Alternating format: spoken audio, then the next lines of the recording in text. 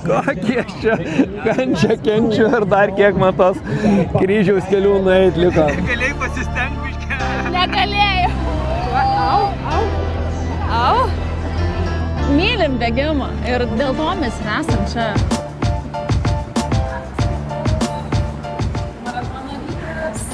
Kelias valandas lieka startą. Čia biškį paspaudžiam. Va tai va greitai. Va tokiu greičiu varysim maratoną.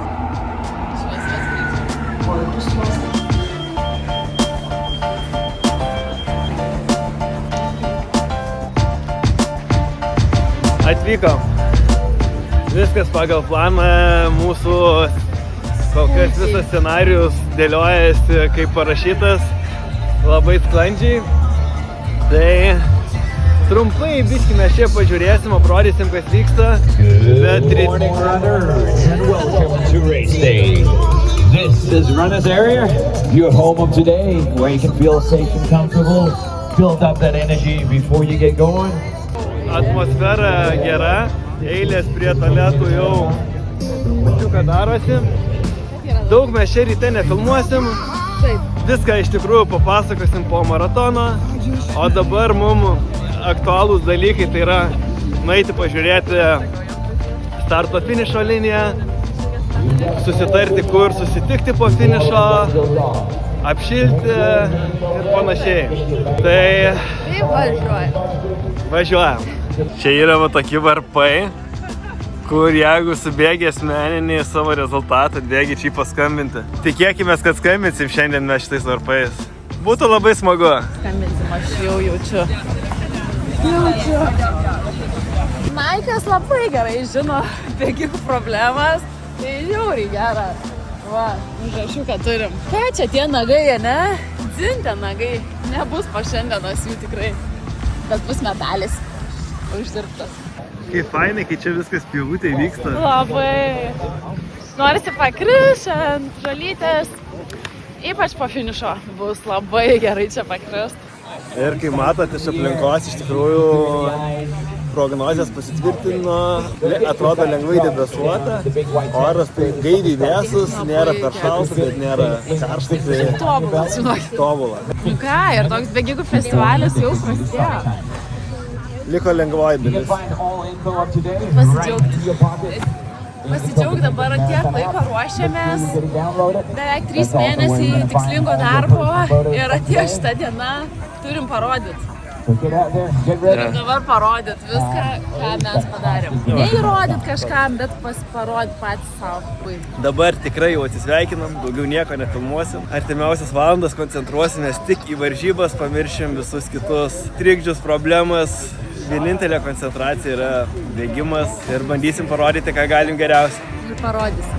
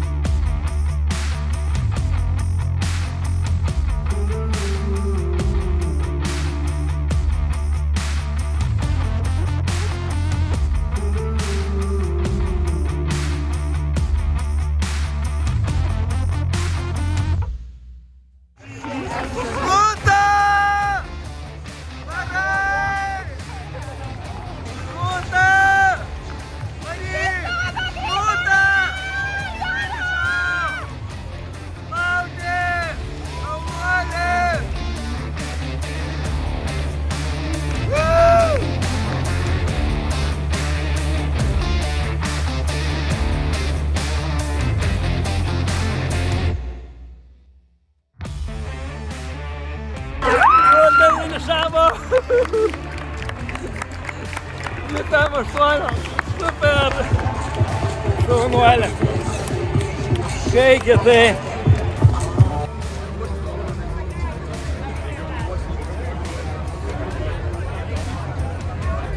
Ir ateina.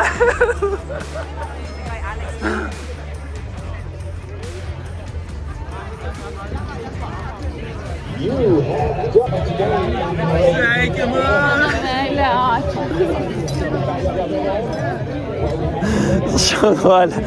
Gerai. Nu, prastai laiko ačiū. Bet einu pakalbės. Kiek? 2-3 gal kažkas tokio. Bet viskas gerai. Einam dabar savo procedūrą reikia padaryti. Va. Iš visų jėgų.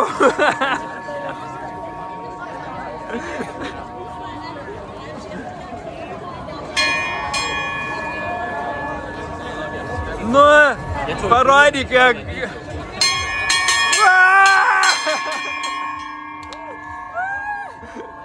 Laiminga? Laiminga labai. Labai. Esu labai stipri.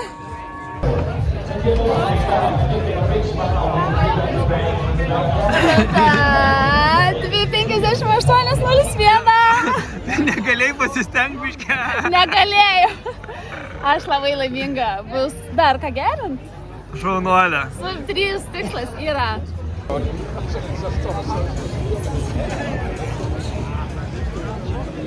Pilnas laukas maratonininkus rinko.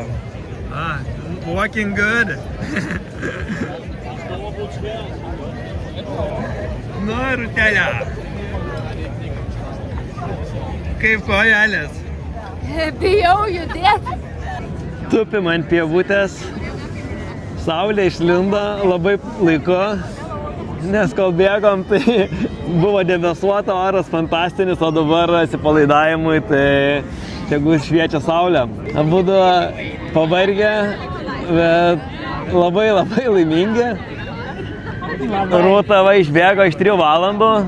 Galiu pasakyti, kad aš pirmą kartą tokia stipri jaučiausi jau vien starte, jaučiausi labai stipri trasai ir su visiškai tokiu pilnu pasitikėjimu ėjau į šią varžybas.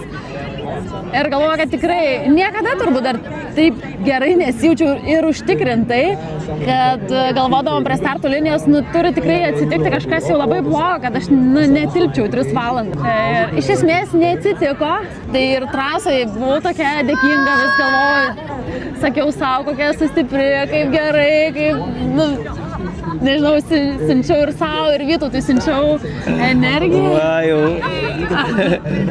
fotkina žmonės. Turbūt jau liko be nagų. Liko gal be nagų, kaip tavo nagai atlaikė?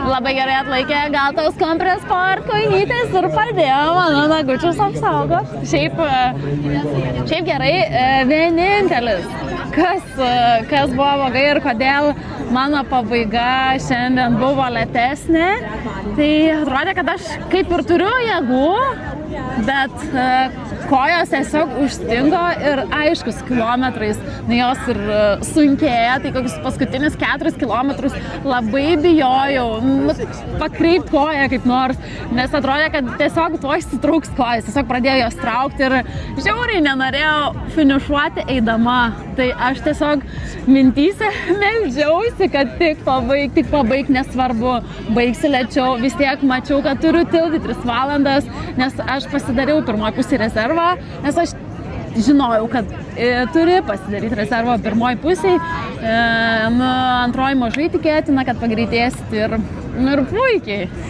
puikiai, va, 2:58:01, tai yra naujas mano paba ir... Įstojai į sub 3 valandų klubą. Taip. Man varžybos rezultato prasme tai tikrai nesusiklostė taip, kaip turėtų būti. Ir visgi nusprendžiau rizikuoti, nusprendžiau bandyti sub 2:30 bėgti. Tai pradžioje viskas gerai ir neatrodė tas sunkus tempas, bėgau su pacerių grupe, palaikymo iš publikos gavom labai daug ir apskritai visoje trasoje palaikymas buvo žiauriai didelis. Čia tiesa, kad atmosfera Kopenhagos maratone yra išskirtinė ir verčia kiekvieną bėgiką pasijausti ypatingą, pasijausti šventės dalimi. Tai labai gražu, labai faina ir kiekvienas yra su vardu. Dar kartais perskaito žmonės, šaukia, pamato gal vėliavėlę, šaukia Lietuvą. Aš buvau su Lietuvos vaikutė. Ne vėliavėlės tai nepamato, bet... Bet vardą tikrai paskaito. Aš kiek iš nepažįstamų žmonių girdėjau, go, Rūta, go! Ir tikrai šypsojausi, nežinau, bent pusę trasos tikrai bėgau su šypsena. Ką ir organizatoriai vis skelbia savo komunikacijai, tai Kopenhaga myli bėgikus. Tai pasijautėm tikrai čia labai mylimi ir laukiami. Ir grįžtant prie varžybų, tai aš jau 13 km pradėjau suvokti, kad čia mano varžybos kaip ir eina į pabaigą, nes jau tempas pradėjo darytis ne tai, kad per sunkus, bet jaučiau, kad neišlaikomas visą maratoną. Tokia prasidėjo iš tikrųjų kančia, labai sunku buvo. Tai dar bėgau pakankamai stabiliai, kad dar gal ant PB, bet paskui ir tas jau kažkaip pasidarė sunku. Ir visokių minčių, visokių visko, tokia agonija. Galvojau, blembački, čia sunkiausias varžybos, čia dar tiek 20 km likę kančios, kaip blogai, kaip negerai. Kaip aš čia, Jėzau, vargelį, kokie aš čia kančią kenčiu ir dar kiek man tos kryžiaus kelių nueit liko. Tai pasikankinau kokius dar 5 km ir paskui galvoju, tu durniu, važiavai į Kopenhagą, tai ko tu čia dabar liūdi? Džiaugis, kad dar apskritai bėgi. Džiaugis, kad visi palaiko, kad apskritai, kad stiprus, va čia iš Rūtos išmokau, reikia būti dėkingam, kad galim bėgti, dėkingam, kad galim būti čia visur, čia vidury bėgimo praradus viltį sportiniam rezultatui man tikrai atėjo suvokimas, kad aš dabar neturiu liūdėti, aš galiu džiaugtis, mėgautis varžybomis, mėgomis trasa, tai tas dėkingumo jausmas, tikrai nuoširdžiai visą mane užpildė.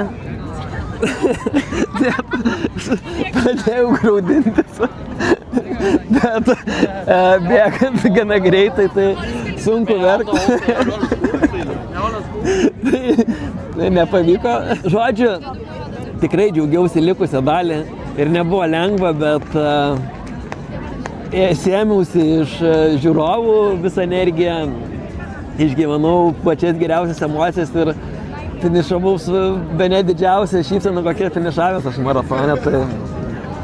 Tai aš labai patenkintas ir, kaip ir sakau, čia yra mūsų pasirinkimas, kai mes jausimės. Tai šiandien aš be galo džiaugiuosi. Taip, aš finišavau ir Vytautas laukia manęs, pasitiko prie finišo ir klausė, kaip sekėsi. Sako, blogai, bet visas laimingas, net ašaros, atrodo, kaupėsi. Pilnas emocijų, bet laimingų emocijų. Ne visada PB gali džiuginti iš tikrųjų. Taip, PB gali džiuginti, bet tai yra tik skaičiai. Reikia rasti to džiaugsmo tame, ką darom. Jeigu mes bėgiotume vien tik dėl PB, tai koks tai būtų džiaugsmas. Mums abiems tikrai bėgimas yra, vis tiek, tai yra mėgstamiausia mūsų sporto šaka. Mes pradėjom nuo bėgimo ir mylim bėgimą ir dėl to mes esam čia. O čia greičiau, lėčiau. Tikrai taip, džiaugiamės, esam patenkinti. Dabar laikas eiti švęsti. Esam Danijoje. Čia girdėjau, yra nealkoholinio alaus gamyklų, tai galbūt kažką ir paragausim. Au. Ai, kaip gražiai. Au.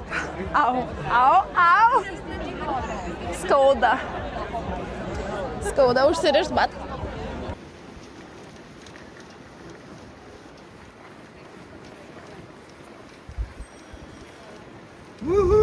Važiuojam namo iš maratono, kaip kojelės? Taip, tu kaip gerai mint.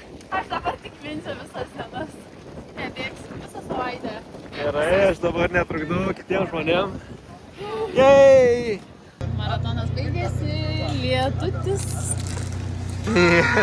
Šiandien labiausiai nusipelnė gėlyčio. Labai laiminga.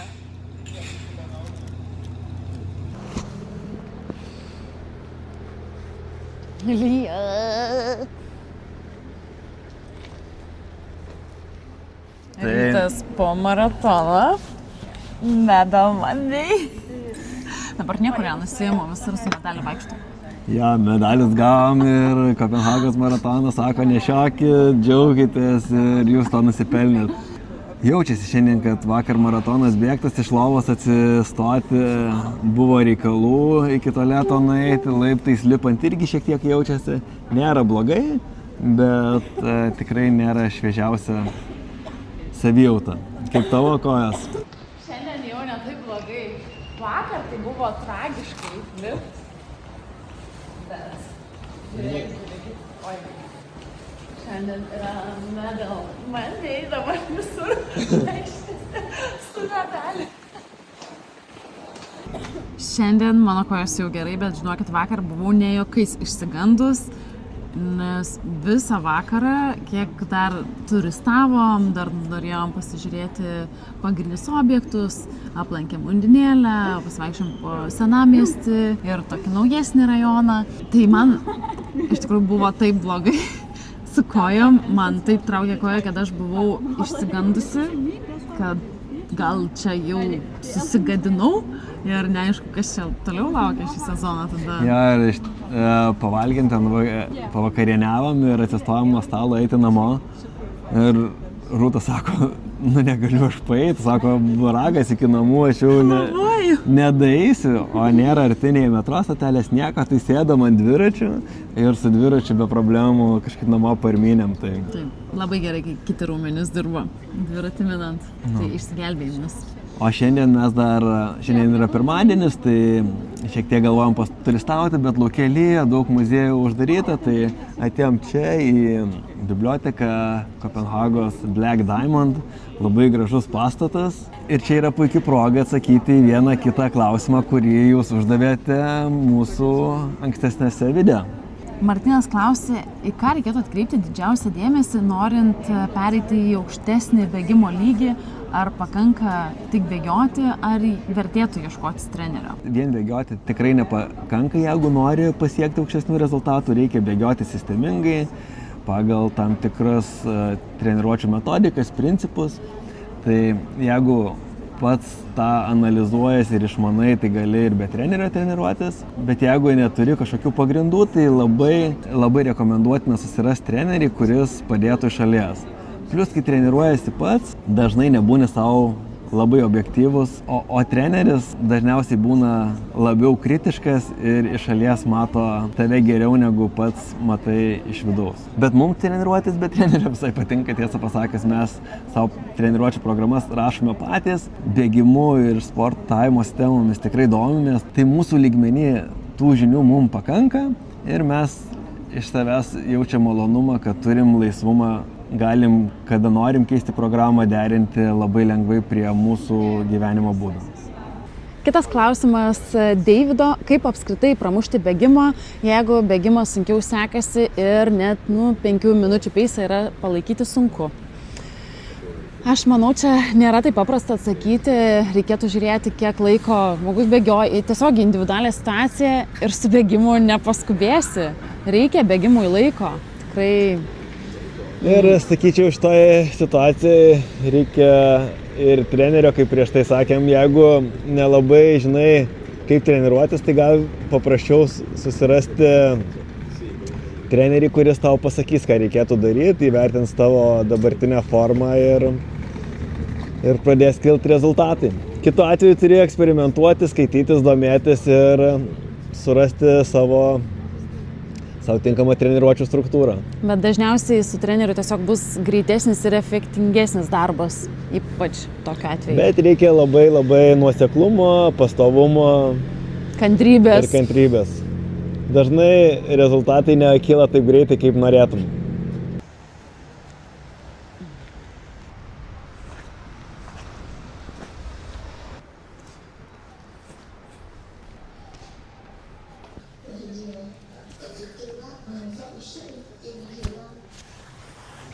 Poilsiauji?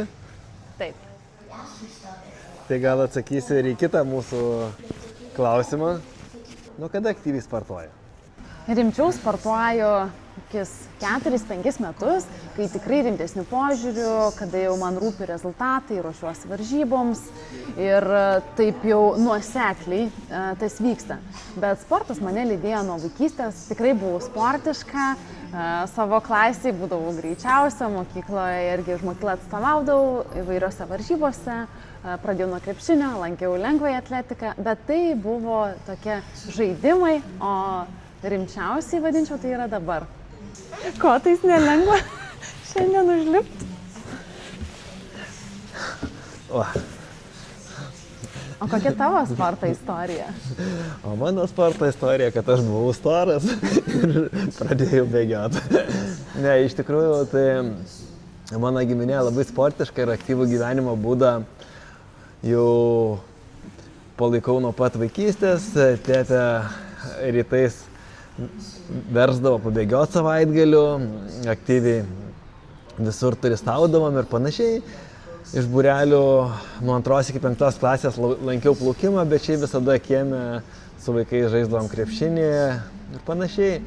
O tas, kad pradėjau bėgioti, kadangi buvau storas, tai irgi ir turi tiesos. 26 metų būdamas kažkaip sugalvojau, kad reikia numesti šiek tiek svorio. Užsiregistravau į Druskininkų pusmaratonį, pasitreniravau mėnesį ir sudalyvavau pirmose varžybose. Nuo to laiko sportas visiškai tapo neatsiejama dalis. Bėgimas, triatlonas, plaukimas lydi kasdien. Dabar reikia kažkaip... Nu, kaip seksis?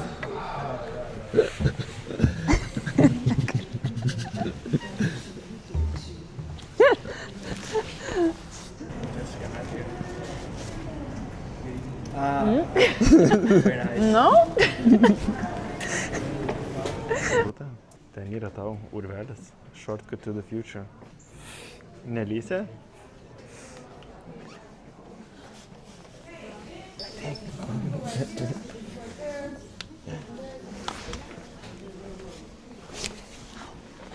Tada! Iš senovės į naujovę. O, čia man labiau patinka. O kitas klausimas yra apie feritino tyrimus ir geležį, į kurį atsakys Rūta.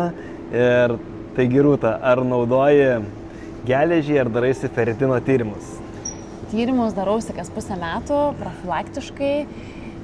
Jau baigiau išsikapstyti iš geležies trūkumo, bet mano rezultatai tokia vis dar ties žemutinė riba. Dėl to profilaktiškai vis vartoju geležį, kad išlipti iš tos duobės.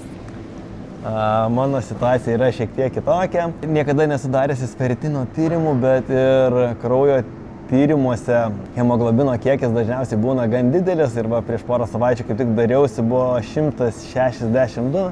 Tai nėra indikacijų, kad trūktų geležies. Ir dėl to savo nesuku galvos ir sėkmingai ir taip sportuoju. Ar šitą bandysim? Aš bijau. Aš tai norėčiau pabandyti. Aš irgi noriu. Geras. Wow. Tai čia aš reiksiu. Eina savo, baisu. Čia daug reikia leistis.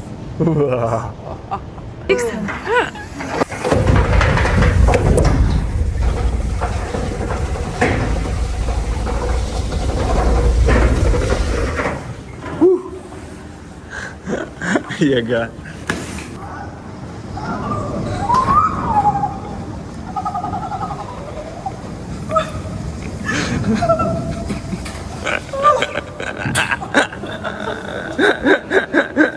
Nu kaip sekėsi?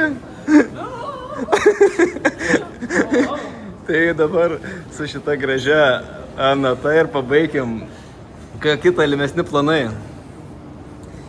Dabar pagrindinis mūsų planas yra pasiruošti Hyrox pasaulio čempionatui Stokholme, kuris bus birželio 21 dieną. Taip. Mūsų dabar artimiausių 6 savaičių tas ir bus pagrindinis tikslas. Apie kitus tikslus taip dar labai su klaustuku ir nenorim garsiai kalbėti.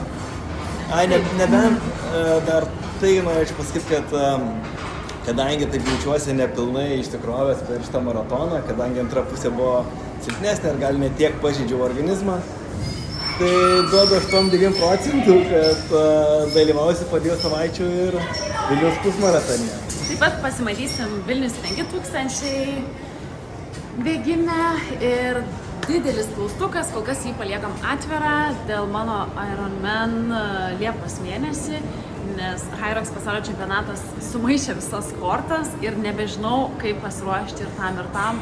Labai sudėtinga viską dabar derinti, Bet viską mes parodysim savo vloguose, tai dar kartelį, prašom, užsiprenumeruokit kanalą, palaikinkit video ir iki greitų pasimatymų. Paliekam šį kartą Kopenhagą labai džiugiamis emocijomis. Ate.